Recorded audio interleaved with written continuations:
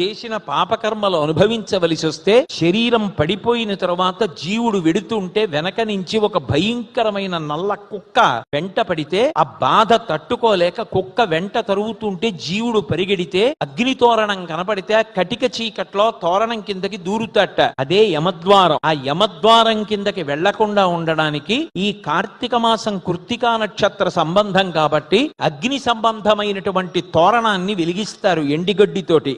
ఆ జ్వాలా తోరణం కింద నుంచి పార్వతీ పరమేశ్వరులు పల్లకిలో వెడుతుంటే ఈ భక్తులందరూ కూడా ఆ పల్లకిలో వెడతారు. ఆంధ్రదేశంలో తూర్పుగోదావరి జిల్లాలో ఉన్నటువంటి దక్షారామ క్షేత్రంలో జరిగేటటువంటి జ్వాలా తోరణం పరమాద్భుతమని భీమఖండంలో వర్ణింపబడింది. అటువంటి జ్వాలా తోరణాలు జరిగి అందరూ కూడా పరమ పవిత్రమయ్యేటట్టుగా నరక బాధ కలగకుండా భగవంతుడు అనుగ్రహించేటటువంటి పరమోత్కృష్టమైనటువంటి తిథి ఈ కార్తీక పౌర్ణమి.